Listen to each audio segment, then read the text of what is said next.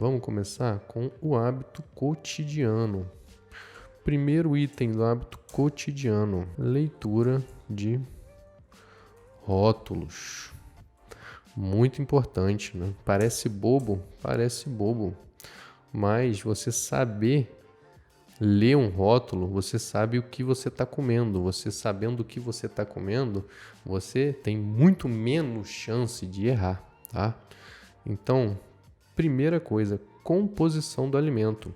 Através dos rótulos, a gente descobre a composição do alimento, ingredientes e tabela nutricional. São os dois mais importantes que a gente encontra no rótulo, tá? Todo alimento ele precisa ter no rótulo o que tem mais para o que tem menos, tá? Então, por exemplo, se eu compro um pão, comprei um pão que se diz integral. O primeiro item do pão tem que ser farinha de trigo integral. Concorda comigo? Parece óbvio, né? Mas a indústria tenta enganar a gente o tempo todo. O que mais existe é pão marrom que não é integral, tá?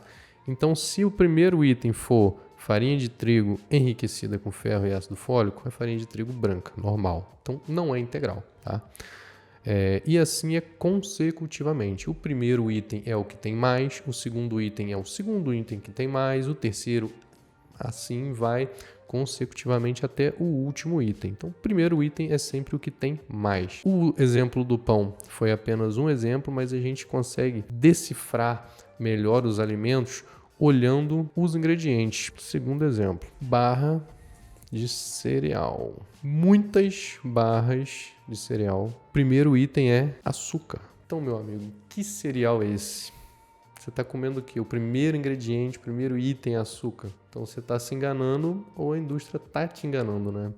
Então, não é barra de cereal. Por isso é tão importante a leitura de rótulos, tá? Então, vamos colocar aqui para a gente fixar. Ingredientes. Vamos apagar isso aqui. O que tem maior volume é o que vem primeiro na lista. Pão integral, o primeiro tem que ser farinha de pão integral. Segundo exemplo, barra de cereal, o primeiro ingrediente tem que ser algum cereal, né? Pode ser aí uma aveia, por exemplo. Isso não quer dizer que se o primeiro ingrediente for uma aveia da vida, a barra é boa, tá? Ela é menos pior. Barra de cereal não pode ter açúcar. Via de regra, barra de cereal não é legal. Interessante, barra de proteína. Outro ponto interessante aqui da leitura de rótulos. Vamos botar ele em black aqui. Antes da gente ir para a tabela nutricional. Porcionamentos. Serve para a gente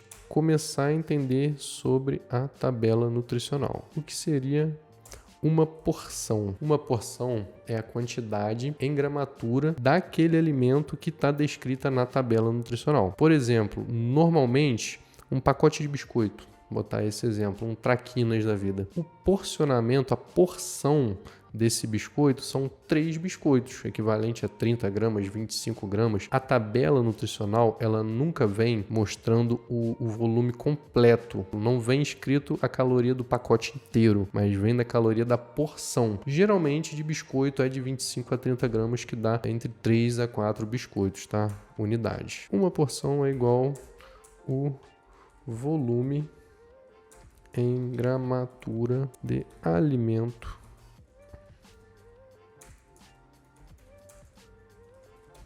relatado na tabela nutricional. E a tabela nutricional propriamente dita. A tabela nutricional você encontra quantas calorias tem por porção, você encontra quantos gramas de proteína, carboidrato, gordura e fibra, esses macros. Por lei, alguns nutrientes não necessariamente a empresa precisa colocar. Um exemplo é a gordura hidrogenada. Ela precisa colocar se a porção dela for acima de 0,5 gramas na porção.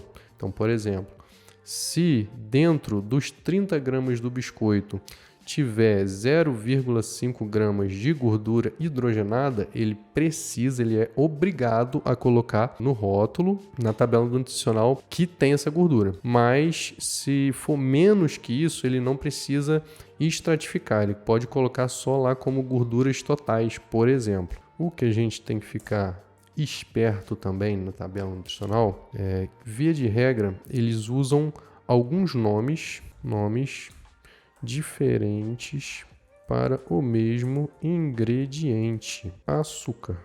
Opa! Açúcar. Açúcar todo mundo sabe que é açúcar, não é? Mas, se vier escrito dextrose, hoje você vai saber. Você sabia que dextrose é a mesma coisa que açúcar? Bom, a partir de hoje você sabe. E se vier açúcar invertido? Açúcar também. E se vier glicose? Açúcar também. E se vier maltodextrose? Açúcar também. E se vier xarope de milho? Açúcar também. Xaropes em geral é açúcar, tá? Frutose, maltose, dextrina, entre outros, tá? Esses são os mais comuns. Ah, Lucas, e se vier mel? Mel é açúcar também. Ah, mas mel é natural. É mais natural, mas é açúcar do mesmo jeito, engorda do mesmo jeito. É claro, um alimento de forma isolada, ele não vai te engordar. Só que quando a gente pensa numa dieta para emagrecimento, a gente tem que enxugar calorias que são inúteis. E a caloria do mel é inútil, nutricionalmente falando. Açúcar mascavo, açúcar também, tá? Venderam a ideia que o açúcar mascavo ele é melhor porque ele tem nutrientes além da própria caloria. Beleza, ele tem sim alguns minerais e tal, só que não é daí que você vai tirar os minerais para você suprir a sua dieta. Se você depender do açúcar para tirar isso, você fica muito obeso e muito diabético antes de você conseguir bater os nutrientes que você precisa. Via de regra, pessoal, açúcar é açúcar, tá? Ah, o açúcar light. Beleza, o açúcar light ele é diferente. Por quê? Porque ele não é só açúcar. Ele é um blend de açúcar mais adoçante. Por enquanto, já sabemos tudo sobre a leitura de rótulos. E lembrando, pessoal, tudo que você vê aqui é para ver e aplicar. Chegou no mercado, dá aquela de curioso, dá uma olhada, compara 2 itens que você tem costume de comprar. Sempre tem uma maneira menos danosa na dieta, sempre tem uma maneira que você consegue melhorar ali a sua qualidade nutricional da dieta, tá bom?